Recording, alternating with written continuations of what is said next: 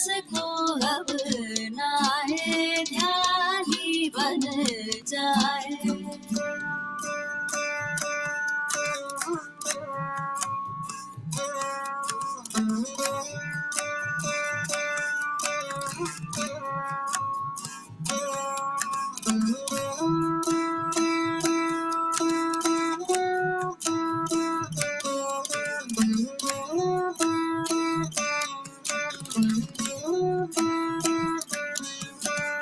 सांस को अब नाए ध्यानी बन जाए। सांस को अब नाए ध्यानी बन जाए।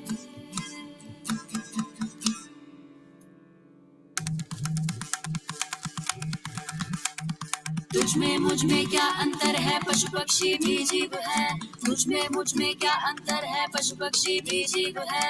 जीने का हक सबको है, हम सब सारे एक है।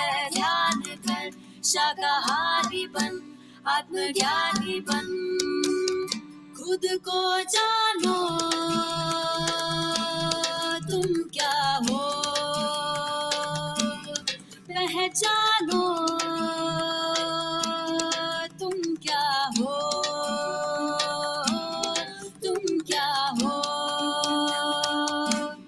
तुम क्या हो, तुम क्या हो। ध्यानी बन जाए, बन जाए, बन जाए, बन जाए। ध्यानी बन जाए, बन जाए।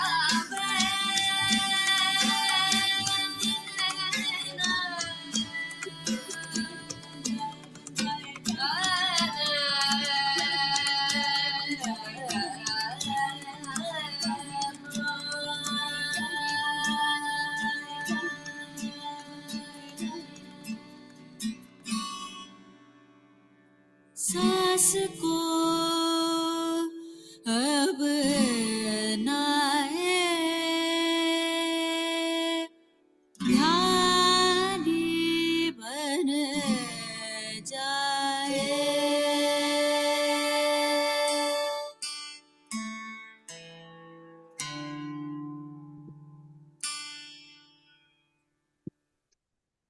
Good morning, Masters. Thank you all for taking time to join. And welcome to another book reading session. This is for Power of Now. So, Manigaru, take it over. Thank you, Bharti garu. Good morning, Masters. Welcome to the Power of Now session. ముందుగా స్వర్ణమాల పత్రిజీకి, సుభాష్ పత్రిజీకి, బ్రహ్మర్షి పితామహ సుభాష్ పత్రిజీకి నా ఆత్మవందనాలు. ఈ అవకాశం ఇచ్చిన divine oneness పేసం global team వాళ్ళకి, నా తల్లిదండ్రులకి, నా గురువులకి, ఈ విశ్వానికి కృతజ్ఞతలు. ఈరోజు మనము ఇప్పటి నుంచి 21 days from today we're going to talk about power of now book. So the first 7 days, first 8 days, I'm going to take remaining sessions. Bharti garu and Srinivas garu going to take. And so first I will start the introduction of the author. Let me share my screen, his picture.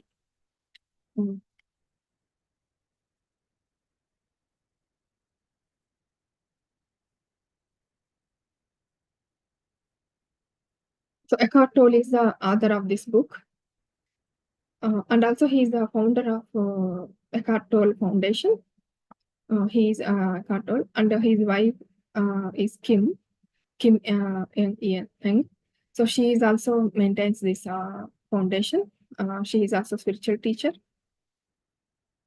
He wrote other books also. This author wrote New Earth, Stillness Speaks, and Milton's Secret. So this is the Power of Now book in the middle. Today we are going to talk about it.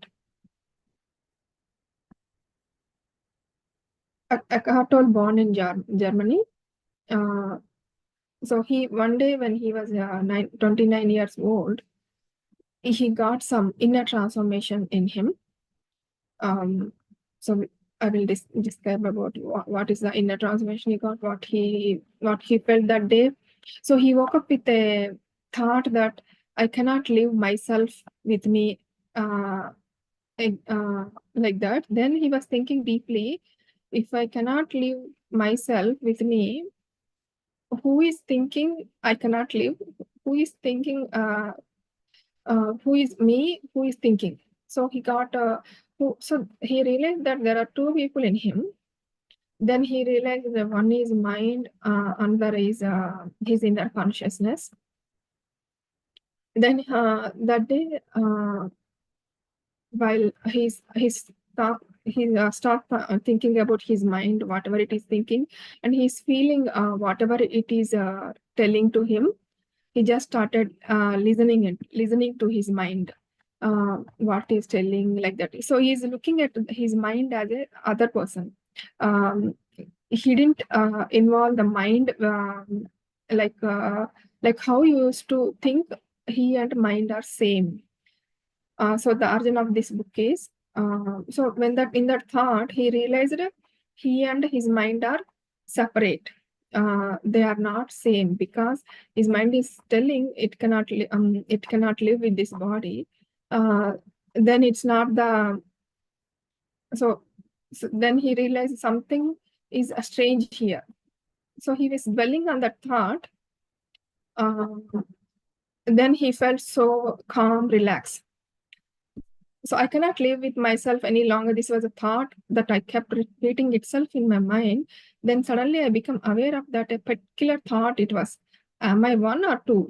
If I cannot live with myself, there must be two of me. That the self that T cannot live with. Maybe I thought only one of them is real.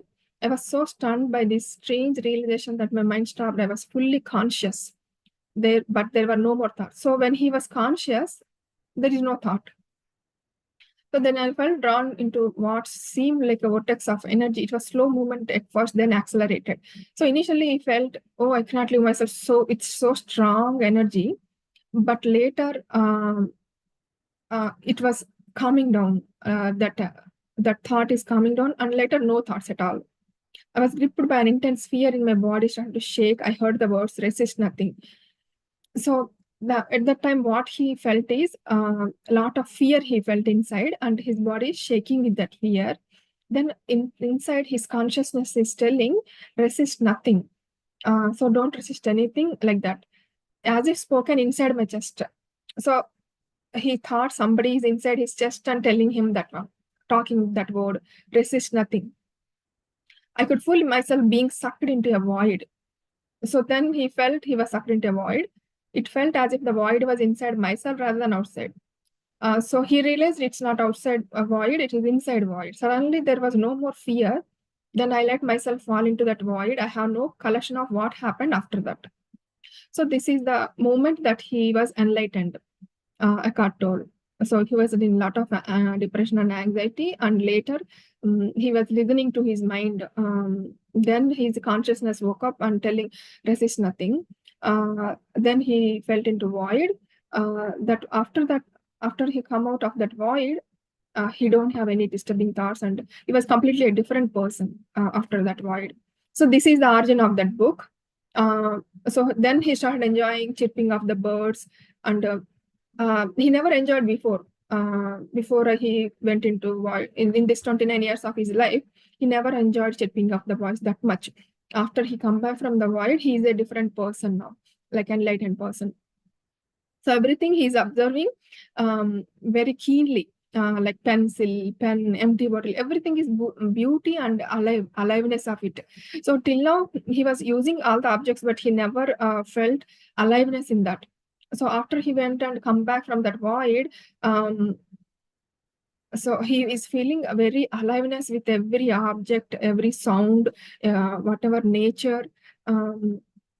So he was fully in miracle of life and earth.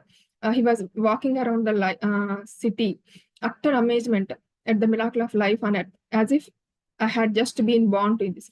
So he felt like he born to this earth that moment only. For the next 5 months, he lived in a state of uninterrupted deep peace and bliss. So after this incident happened to him, this enlightenment, he lived 5 months without any interruption of job, family, or anything. He just lived in that deep peace and bliss. So after that 5 months, it diminished somewhat intensity. That intensity of that deep peace and bliss, it is slowly reducing. Then he came to the world. I could still function in the world, although I realized that nothing I ever did possibly add anything to what I already had.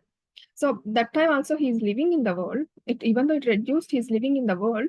But whatever he's doing is nothing adding to the world, he realized. So that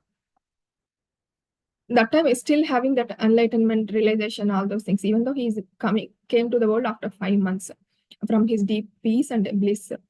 So I knew, of course, that something profoundly significant had happened to me. So in that 5 months, something significant had happened to him, but I didn't understand at all. But he didn't understand what happened to him.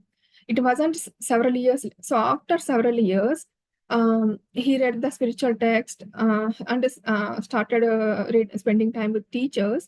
Then he realized whatever happened to him already happened to so many people. I understood that the intense pressure of suffering that night must have forced my consciousness to withdraw from its identification with the unhappy, deeply fearful self. So his self is very unhappy and fearful. So his consciousness detached from it, which is ultimately a fiction of the mind. So that day what happened is he was withdrawn from his mind. This withdrawal must have been so complete that this false suffering. So till now he suffered with falsely. There is no suffering, but he was attached to some things and he was suffered. But now he realized I'm not the mind. How he come out of his mind is just as if plug had been pulled out of an inflatable toy. So if a toy is there, it is plugged to the it's inflating with power. So his body was plugged out like that. So he come out of that mind and he's I am consciousness. So what was left when we come out of our thoughts is what was left then was the true nature as ever present I am. So his true nature left in him, consciousness in its pure state, prior to identification with form. So he was not identifying anything with form. That time I am this, I am that, like that. He was in a pure state once he detached from his mind. Later, I also learned to go into the inner timeless and deathless realm that had originally perceived as a void and remained fully conscious. So he went into that experience also after that, a timeless, deathless realm. So he was thinking he went into void, right? That void, he's telling that it is a timeless, deathless realm.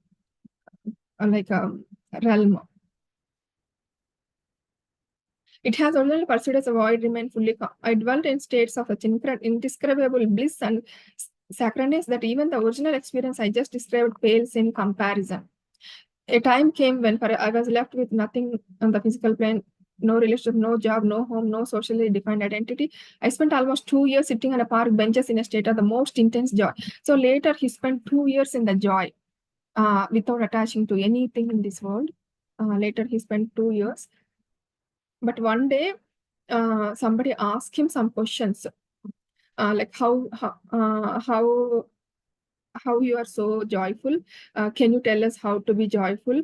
So that kind of questions and answers he's come across in the world. All those questions and answers he put in this book. So we will go to the first chapter of this book. That the truth that is within you. This book represents the essence of my work as far as it's conveyed in words. So people who are reaching a point where they become capable of breaking out of inherited collective mind patterns. So we are all part of, we are having that inherited collective mind patterns. So our mind patterns, if you come out of it, then we will come out of suffering. So this mind pattern only kept humans in bondage to sufferings for eons. So the way we think, that only kept us in suffering, he's telling. You will find that from first to last page, they like continuously alternate between One level is draw your attention what is false in you. So he's telling first what is wrong inside you, what is false inside you that you are thinking that is truth. First he's telling about that. Later is telling about profound transformation of human consciousness. You are shown how to free yourself. So in this book, it will show you how to free yourself from enslavement of the mind. So we are all enslaved to mind. We are thinking we are using mind, but it is using us. So that's what he's telling. So in this book, he's telling how to enslave from it. Enter into this enlightened state of consciousness and sustain it in everyday life. So he's also telling how to sustain it in everyday life, that whatever the consciousness he entered into.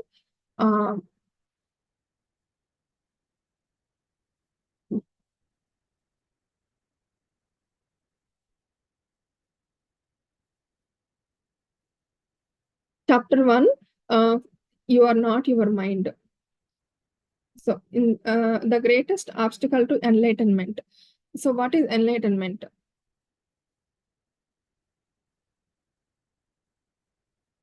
The word enlightenment conjure up the idea of some superhuman accomplishment, and the ego likes keep it that way, but it is simply your natural state of felt oneness with being.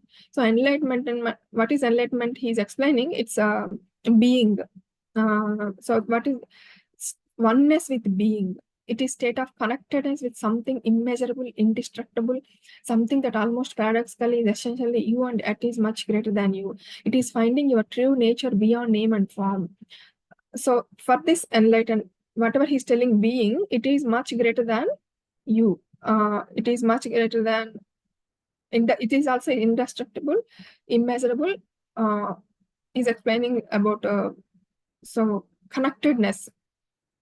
So when you are connected to you, so he didn't mention the word soul or consciousness. He's telling consciousness as a soul. So when you connected to your consciousness, so then you will be enlightened, he's telling here.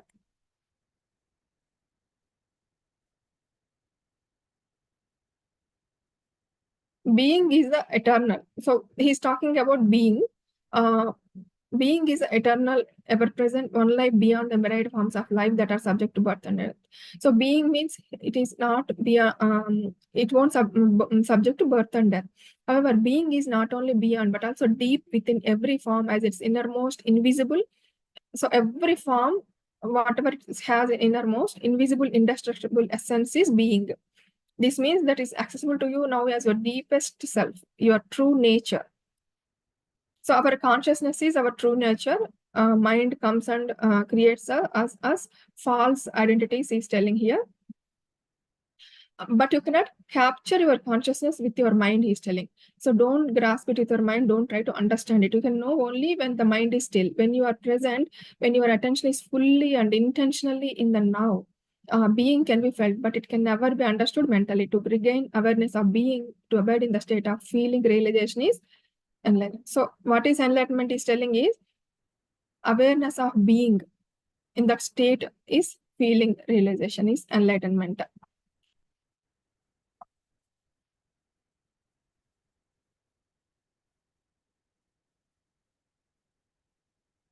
So enlightenment is a state of wholeness, of being at one and therefore at peace. Identification with your mind creates an opaque screen of concepts, labels. It comes between you and yourself, between you and other fellow man. Mind is superb instrument if used rightly. Used wrongly, however, it becomes very destructive. So his other person is asking, can you be free of your mind wherever you want to? So when we are in that being, we can off our mind, our thoughts whenever we want. He's telling. The mind is using you now. So if you are enslaved from it, you can off the mind whenever you want. So like if you want to do some task, then you will think. Later you'll stop thinking. So a second subtopic in this is freeing yourself from your mind. So how to free our mind from ourselves? he is explaining us how to free. Many people live with a tormentor in their head that continuously attacks and punishes them, drains them of vital energy. It is a cause of untold misery and unhappiness as well as a disease.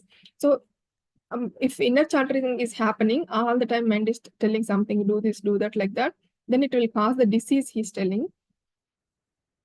The good news is that you can free yourself from your mind. This is the only true liberation. So how to, when you are liberated from that inner chart, then you will be liberated. So the first step is right now. So being in the present moment is the first step to realization. Start listening to the voice in your head as often as you can. Pay particular attention to any repetitive thought patterns, those old. So you whatever your mind is telling, think that it is a gramophone record. So you just listen it. Don't do that action he's telling. So when you listen to that voice, listen it impartially. So without judging, listen it. That is to say, do not judge, do not condemn for doing. So as soon as you realize this voice, I'm listening to watching it, this is realization. So when you listen to the thought, you are aware not only of the thought, but also as yourself as a witness of the thought.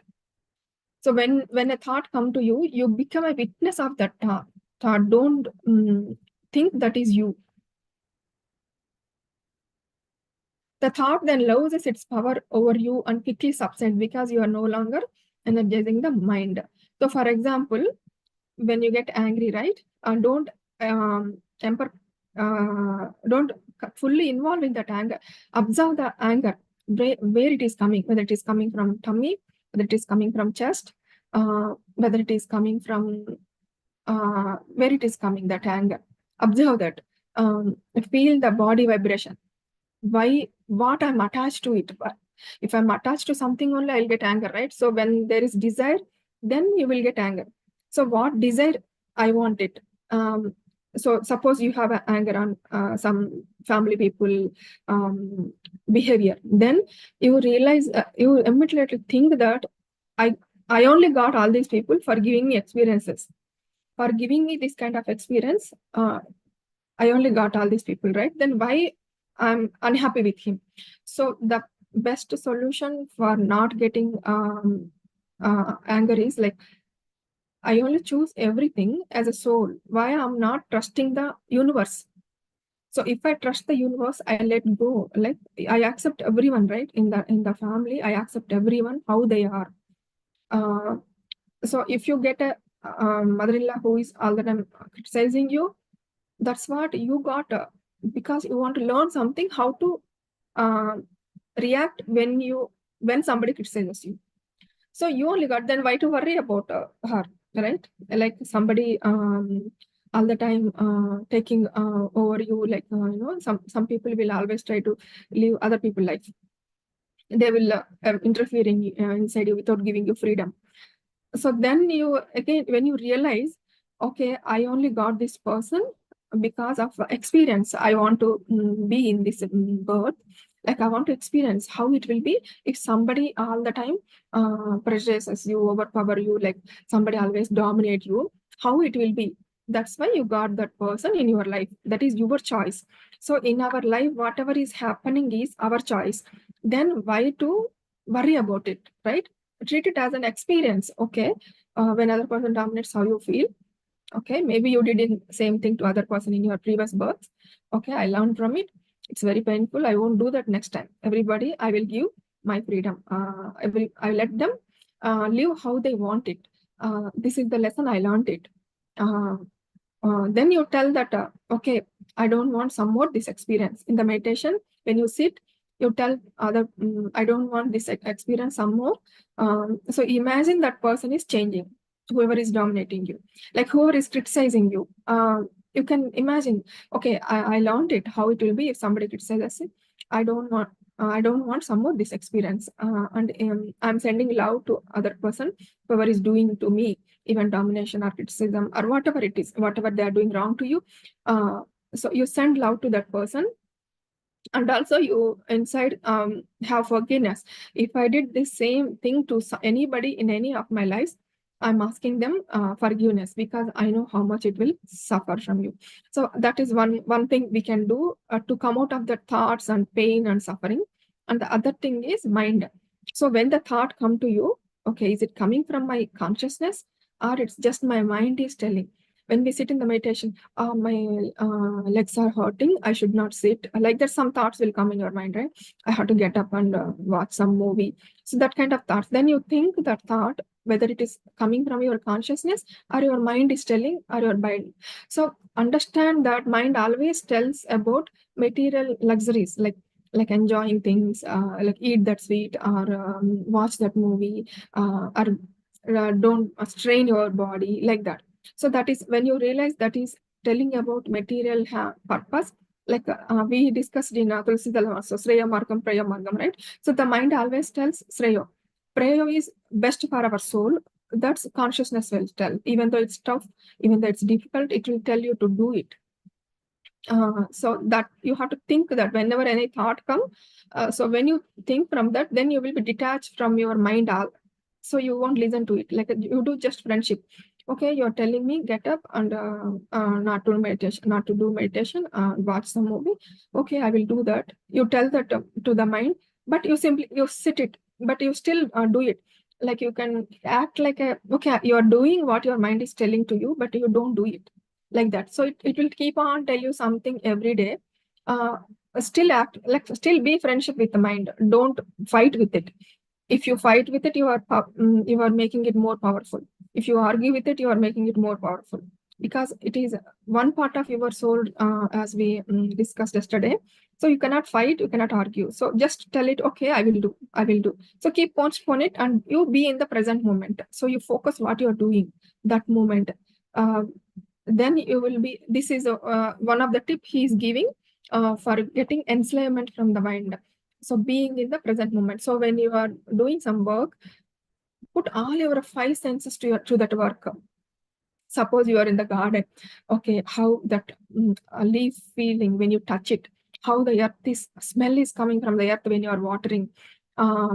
So how the breeze is touching your skin. Observe all those, put all those five senses into that work.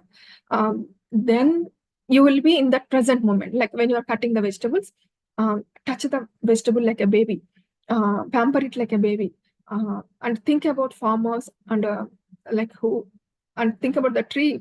Oh, you gave me these vegetables to give me vitamins to my family, me. Thank you so much, a tree, for giving me this vegetable. So when we are in the thankful mode, and also touch that, feel that texture, how soft it is, and also see with eyes what color, like it is bottle gourd or very nice green, how God made this much nice green color, and all bottle gourds are in the same color. How amazing how he made that all bottle gourd same color, like. So you involve in that thoughts, like admiring the universe, and admiring the softness. One day this incident happened to me. I'm eating strawberries. Excuse me. I ate it without any noticing anything. Then I felt it's a little sour. Then I realized why I'm complaining. It is sour. My mind is telling it's sour. It's not good. Then I'm thinking about my thought. Why I'm complaining? Sourness also one of the taste, right? I have to enjoy sourness also. Then I with that thought, I touch one more strawberry. Then I was thinking some more. Oh, it's so nice red color. What clothes I have in this red color. It is very nice red color. And all strawberries are the same red color. And all dots, small dots are there on that, like brown color dots. How beautiful that red color, this brown color combination in between. And below, green color leaves are there. Now, how nice it is to look. I felt it. I touched it. It was so soft, like velvet cloth. It is so soft. How soft God made fruits. I was thinking like that when I touched that. I never thought like that. I never felt like that before. I felt I should do that, because after listening to this, one master told you have to treat vegetables like a baby. Then, oh, this baby is like baby's hand. That fruit is like a baby hand. baby cheek like that. I'm thinking some more on that. Then I ate that strawberry, the second strawberry. It was so sweet. I felt like that is a miracle. So when everything we take it granted. Oh yeah, when we are eating fruits, when we are cutting vegetable, we take it granted. Instead of that, when we are cutting the vegetable, is it in the same shape or not? Or how nice it is inside, outside green color, like suppose bottle gourd case, outside green color, inside white color. How nicely God kept that seeds. We can able to cut without touching the seed also. If you admiring that one small action, it is just so okay, I'm cutting vegetable here, I'm cutting my ego, I'm cutting my anger, I'm cutting my attachment here. So we can have multiple thoughts related to that only.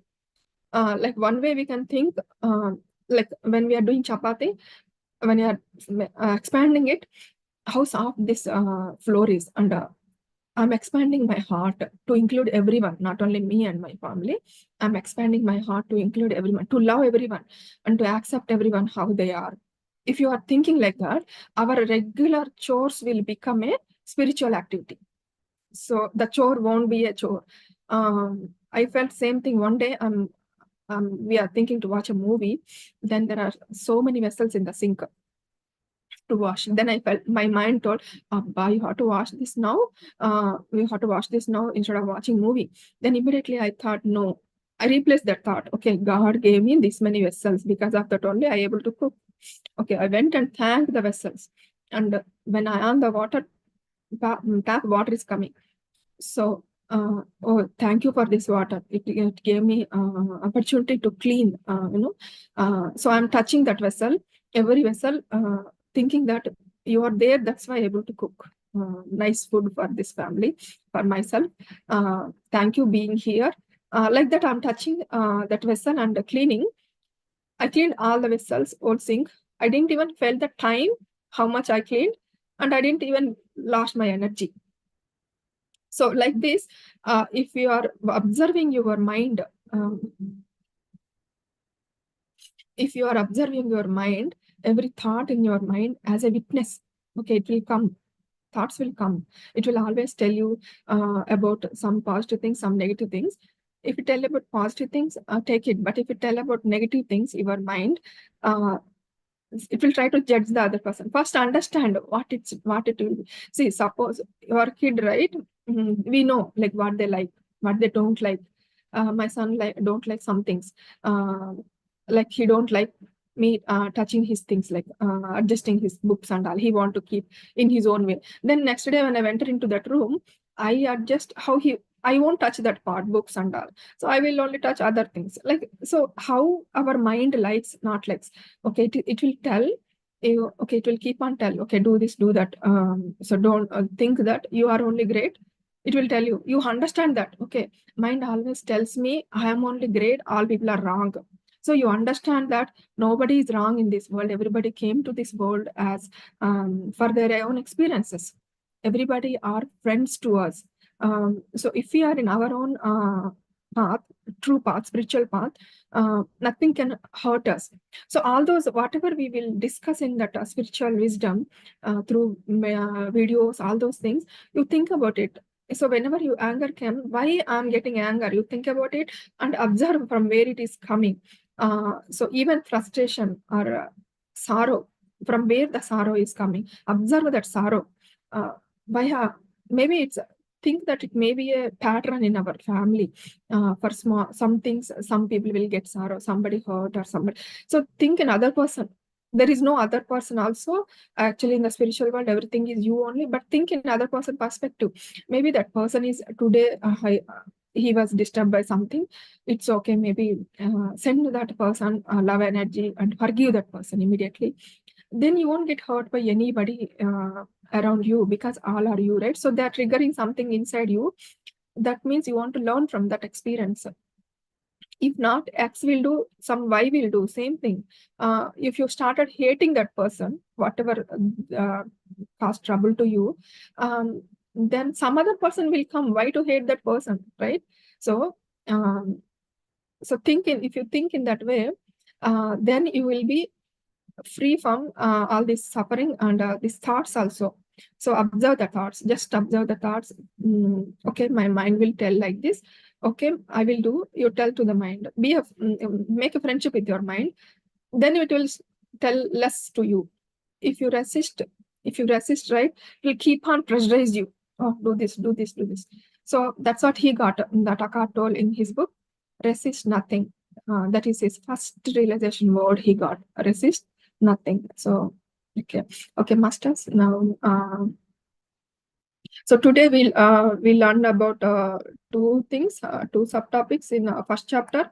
One is what is enlightenment. Other one is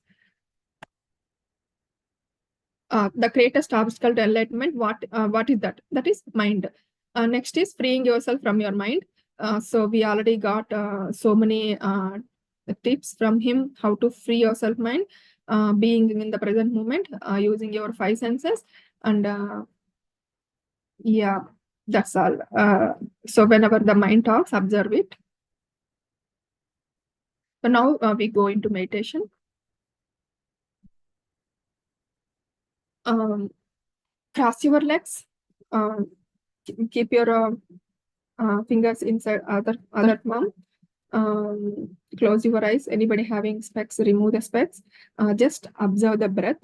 If any thought comes, again come back to the breath.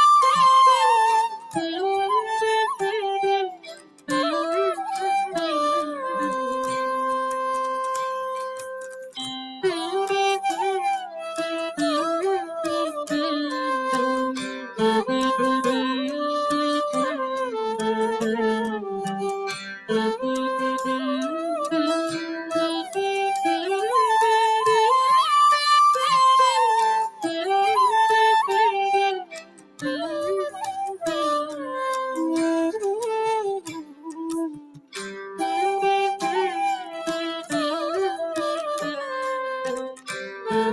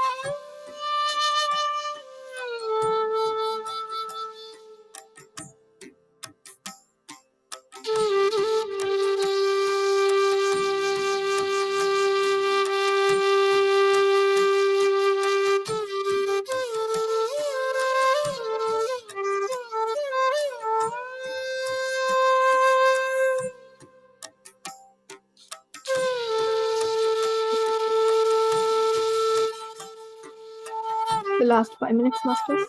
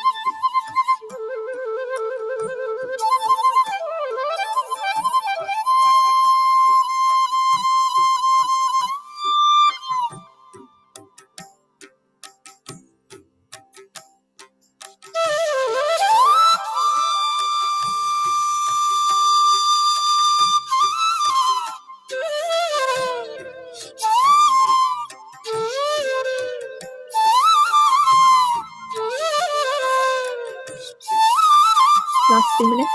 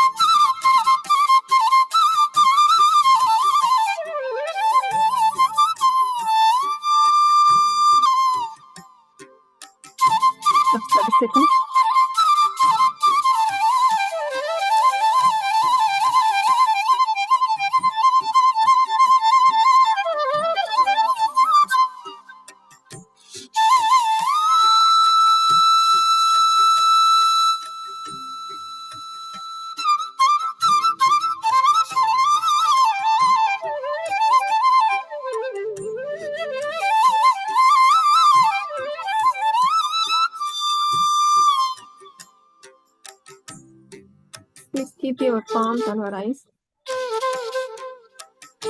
Slowly open your eyes, looking at the palms.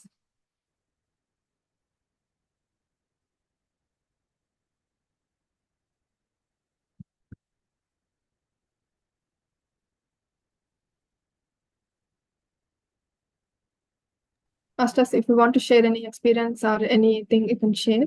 Otherwise, we'll continue tomorrow.